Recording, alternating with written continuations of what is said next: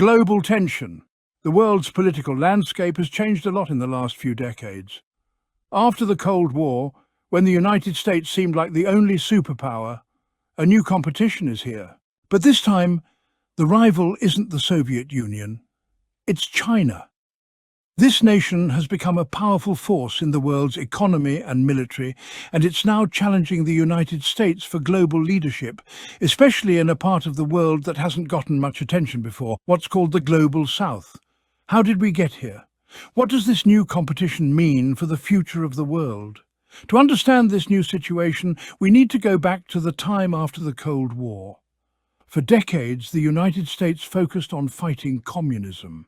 They made military and economic alliances with Europe and other important countries and fought wars in places like Vietnam and Korea. But when the Soviet Union collapsed in 1991, the United States was the only superpower left. They believed that their system of democracy and capitalism would spread throughout the world. But while the United States was busy with conflicts in the Middle East and keeping its influence in Europe, China was planning its own rise to power. Under the leadership of the Communist Party, China started a huge effort to modernize its economy. Unlike the Soviet Union, which fell apart because of economic problems from the arms race and its strict political system, China combined the political control of the state with an economy that was open to the global market. This allowed China to grow incredibly fast, becoming the world's second-largest economy in less than 30 years. One of the biggest mistakes the United States made was focusing too much on places like Europe and the Middle East, while not paying enough attention to developing countries in Africa, Asia, and Latin America. These nations, grouped together as the Global South, have historically been left out of big global decisions. But they're a very important group, both in terms of population and natural resources. While the United States was focusing its resources and attention on other areas, China started building relationships with these countries, offering something the West hadn't: development. China didn't come in like a bully, but as a partner willing to work together on projects for infrastructure, trade and investment. Through the Belt and Road Initiative, China has paid for and built highways, ports and railroads and power plants in dozens of countries.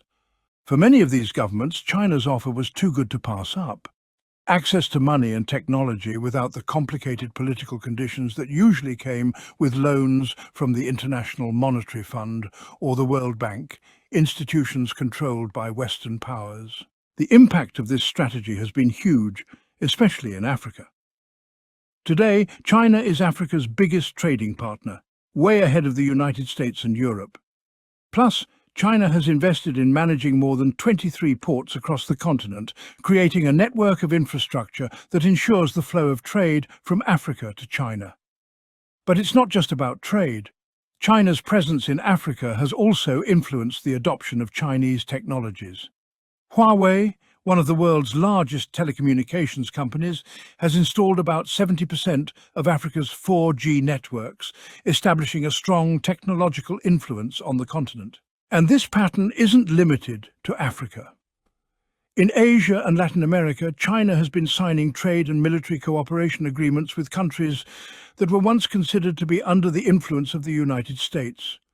From big regional powers, like Brazil, to small island nations in the Pacific, China has expanded its influence strategically and carefully. Meanwhile, the United States has had a hard time offering a convincing alternative. Even though it's still the world's strongest military power, its focus on military intervention and imposing sanctions has pushed away many developing countries. The constant wars in the Middle East, the invasion of Iraq in 2003, and the tensions in Afghanistan have damaged its image as a kind world leader. In contrast, China presents itself as a developing nation that has achieved success through hard work and investment. Another important area in this competition is education. More and more students from Africa, Asia and Latin America are choosing to study in China instead of Europe or the United States. China has made this easier by giving out thousands of scholarships and educational opportunities, creating a new generation of leaders in the Global South with direct ties to Beijing. But China's influence isn't just about economics or education, it's also expanding its military. China has been selling weapons to developing countries and in many cases offering military training to their armed forces.